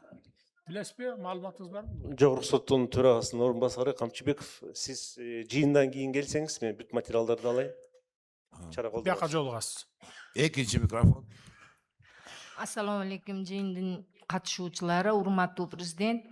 Мен Жаңы Ноокат айыл өкмөтүнүн тургуну Мустафакулова Дилфуза боломун. биздин 2006-2007 жылдары медицина тарапынан биздин балдарга ВИЧ-СПИД оорусуну жуктуруп койгон республика Ош областы боюнча 400 бала болгон болсо, азыркы учурга келип алардан 360 бала калды өлүп өлүп, алардын ичинден 119 Ноокат районуга караштуу. Эмне себептен сизге биз энелердин немеси проблемасы ушундайки, эмне себептен биздин балдардын немесини сотко келгенде суу басып кетти, лайка басып кетти деп бизди балдарды немесini соттобой биздин делелерди жаап коюп атат. Бу биринчиден. Анан 3 жыл дегенде 700 миңден компенсация акча алдык. Уну дагы биз өзүбүз жеке неме сатып алдык. Адвокат сатып алдык. 700 миң мамлекет берген 700 миң акчасы ошо Бишкекке отка каттап жүрүп, адвокатке берип жүрүп 700 миң акча жетпейт экен. Бизди балдар өмүр бою дары ичет. Өлгүнчө сөңгүн апасыга чейин дарын ичет бизди балдар. Бир үйдөн 2 кишини жабыркатып койгон мамлекет. Эмне себептен мамлекет карабайт? Бу жерде эмне себептен акыйкат жок, чындык жок эмне себептен? Энелердин сизге дагы бир сүнүшү.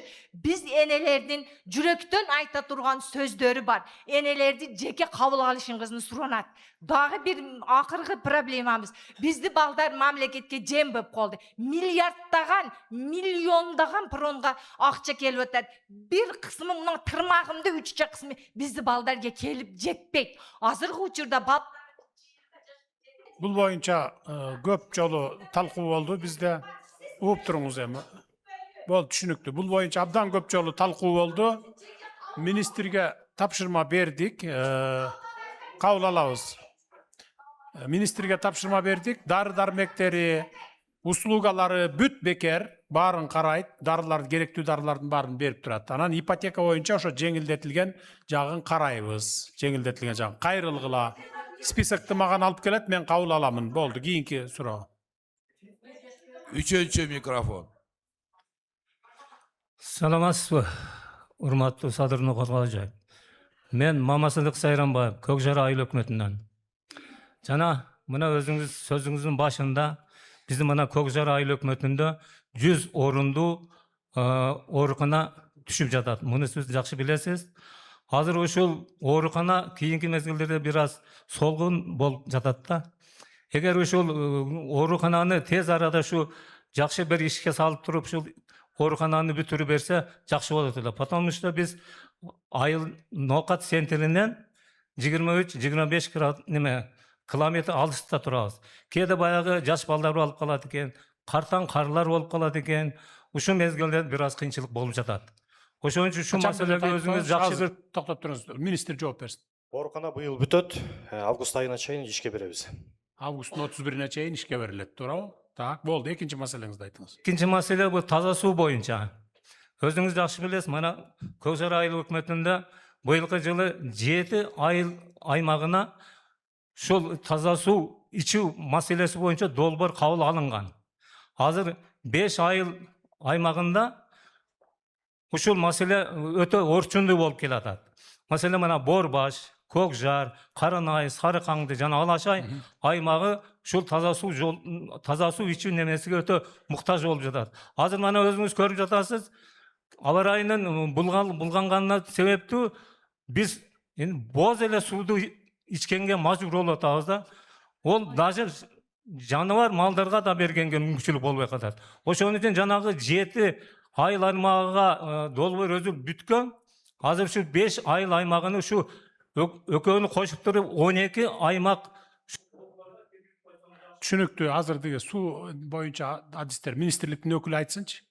Урматтуу Садыр Нуркожоевич, Ош областы боюнча эң мындай кыйын абал ушул Ноокат районунда 99 айылдын сиз белгилеп кеттиңиз 46-сынын 3-өндө уже курулуш иштери болуп атат.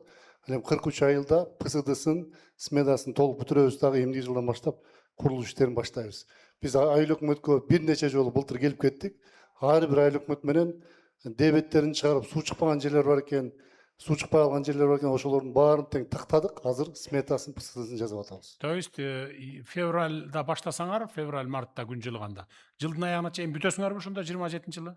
бул эми жана внутри айылдын ичиндеги сеттер бар да, ошолор кичине уланып калышы мүмкүн. А так магистральныйлардын баарын бүтөбүз. Магистральный бүтүп айылдын ичине суу киргизиш кичине кармап коюшу мүмкүн да колдорду. Түшүнүктүү.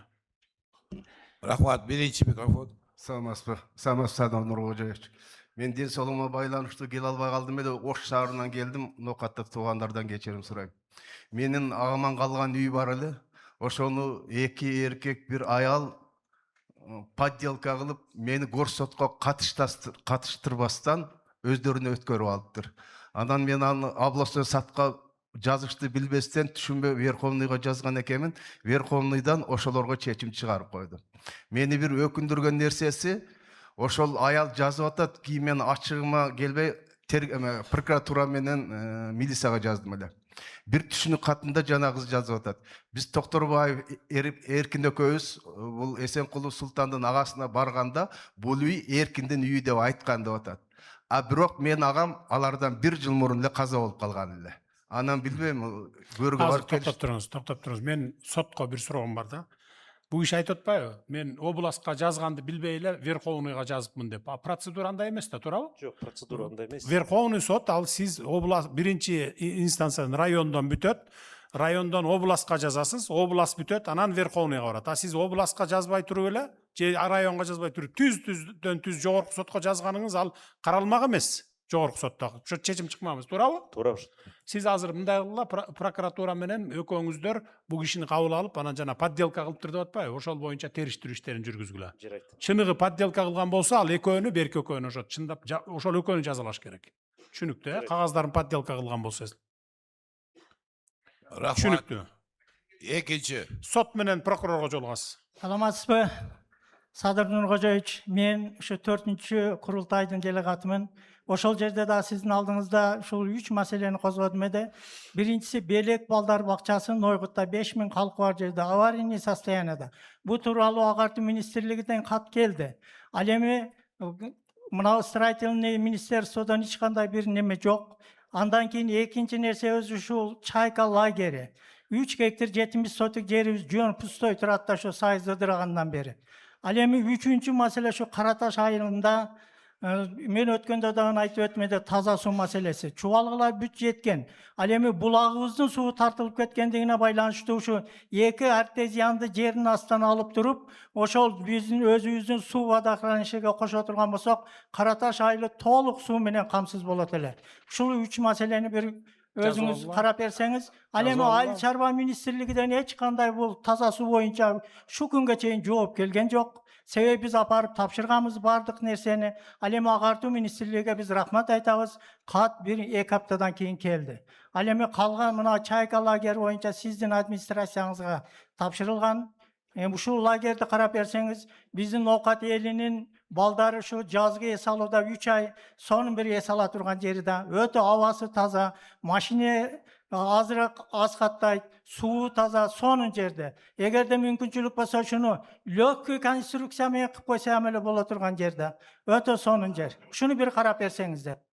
Макул. Жооп берсем болобу, урматтуу президент? Болот.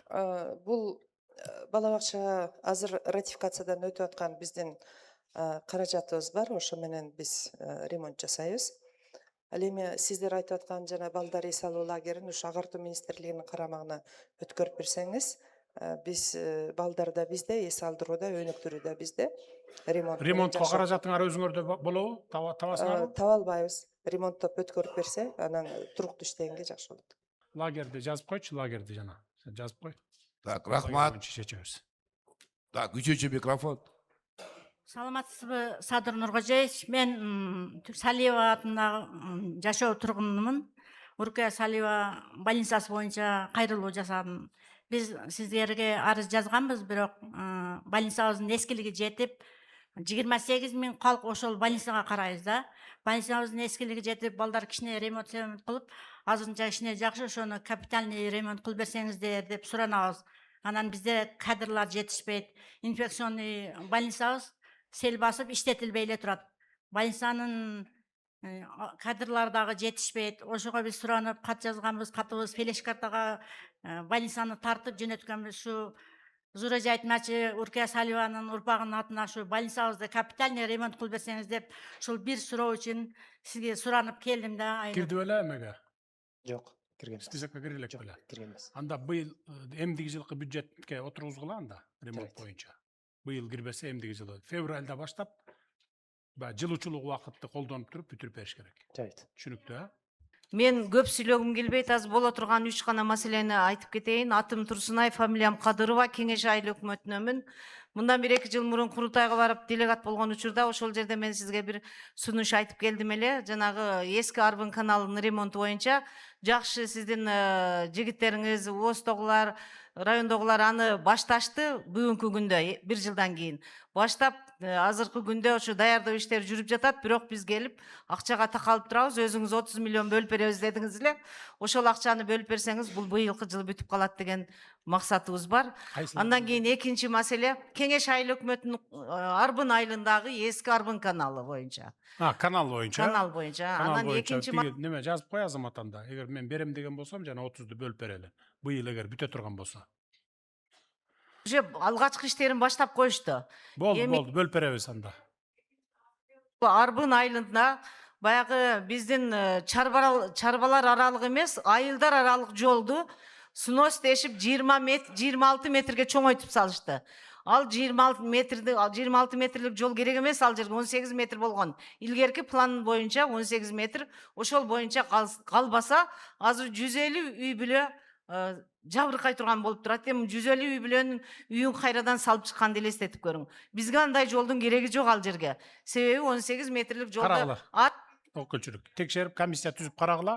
Эгер бул апанын айтып атканы чын болсо, анда 26 кереги жок болсо 18ге эме кылып бергиле. Элге ыңгайсыздык түзбөгүлө да.